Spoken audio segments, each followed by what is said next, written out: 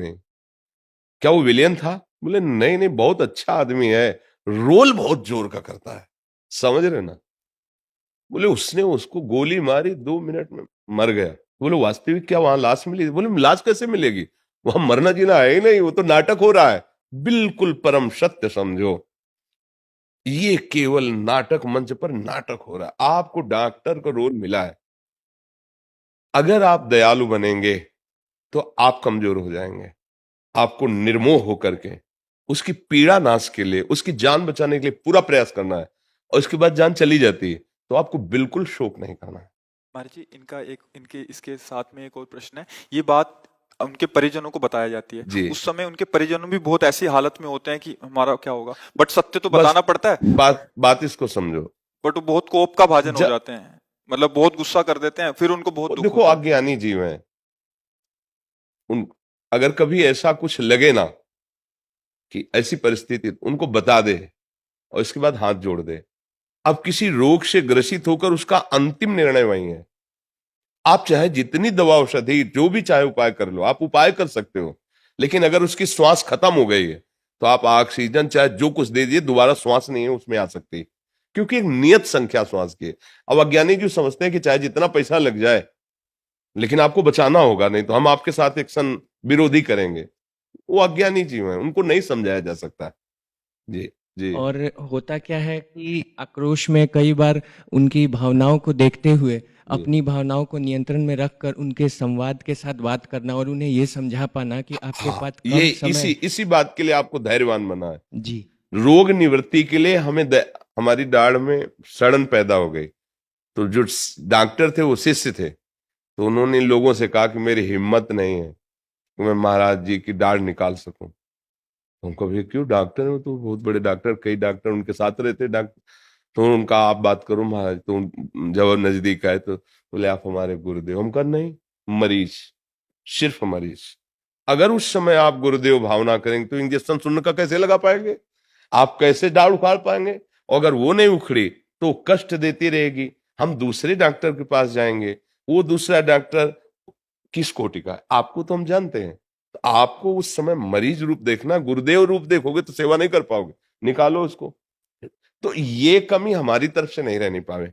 मान लो वो कम धन दे रहा है, लेकिन हमारे पास प्रयास है कि हम इसको बचा सकते हैं, फिर धन पर बुद्धि नहीं जानी।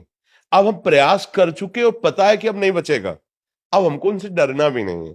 अपनी बात स्पष्ट बता देनी है कि हमारा प्रयास, आगे परिणाम जो आने वाला है वो लगता है कि नहीं बचेंगे। उसमें ना तो भयभीत होना है और ना उसमें कोई डिस्टर्ब होना है। ये किसी के बस की बात नहीं है। जिस समय जिसको शरीर जिस बहाने से छोड़ना है उसको छोड़ना ही है, चाहे अमृत पिला दो तो भी नहीं बचेगा, क्योंकि मृत्यु लोक में एक नियत संख्या की श्वास है और नियत समय से भेजा गया है उसमें। अब जैसे प्रारब्धवशात कोई रोग आया है और चीर फाड़ हुई तो उसका प्रारब्ध उससे पूरा हो गया और ठीक हो गया, अगर जाना है तो फिर कोई भी नहीं रोक सकता। अब ये तो अपनी समझ में आती है ना बात, कि हमारी समझ में है कि तुम बहुत जादूगर हो, छलिया हो बड़े, सब कोई तुम्हें समझ नहीं पा रहा, लेकिन तुम्हारी ही कृपा से बात समझ में आ गई कि तुम जो चाहो कर सकते हो। जो चेतन का जड़ करे, जड़े करे चैतन्य असमर्थ। फिर अब हम दूसरे की तरफ नहीं देखने वाले, हमका उसका विधान ये अब संसारी लोग नहीं जानते। जानते हैं कि डॉक्टर की कमी से मरीज मर, कुछ ऐसा भी होता है, हम इसका निषेध नहीं करते। कुछ लोग अर्थ प्रधान बुद्धि रखने वाले, उसके पास अर्थ अव्यवस्था है तो चूक कर देते हैं। ऐसा नहीं करना चाहिए। डॉक्टर एक भगवान का दूसरा रूप भी माना जाता है। वो सर्वसमर्थ तो नहीं है, सर्वसमर्थ उसके आगे नहीं लगेगा, लेकिन प्रयास के द्वारा वो सफलता प्राप्त करने का पूरा प्रयत्न कर सकता है। अगर अर्थ की अव्यवस्था के कारण आप आए हुए मरीज को, तो फिर वो अपराध माना जाता है। और यदि आप पूरी व्यवस्था करने इसके बाद असफलता है, फिर वो विरोध करना ठीक नहीं दूसरों का, वो बिल्कुल ठीक नहीं है। अब डॉक्टर कोई, हमें तो प्राय अब जैसा अपनी सोच होती है वैसे ही होती है ना। हमें लगता है कोई डॉक्टर किसी मरीज के साथ ऐसा कैसे कर सकता है। हमें लगता है कि जिसको विद्या ही सी बात की मिली है कि आए हुए मरीज के कष्ट निवारण की, वो अर्थ की प्रधानता करके ऐसा कैसे कर सकता है। पर होता होगा, क्योंकि जैसे लोग कहते हैं तो होता होगा। पर ऐसे भी डॉक्टर हैं जो अपने पुत्र की तरह मरीज को देखते हैं। हम वो खुद देखा है ना कि मतलब सबसे पहली बात, जैसे हम गए, हमारी जांच की उन्होंने, देखा बहुत सीरियस, कुछ बात नहीं महाराज जी, बिल्कुल आप बिल्कुल आप ठीक हो जाएंगे, बिल्कुल आप ठीक हो जाएंगे। मुश्किल, अरे कोई बात अल्लू, पहला तो आधा दर्द तो खत्म हो गया इसमें कि डॉक्टर बढ़िया है और बोल रहे हैं बिल्कुल ठीक हो जाओगे। हम आपको जो दवाइयां बताएंगे ना, आप धीरे धीरे पाओ, बिल्कुल ठीक हो जाओगे।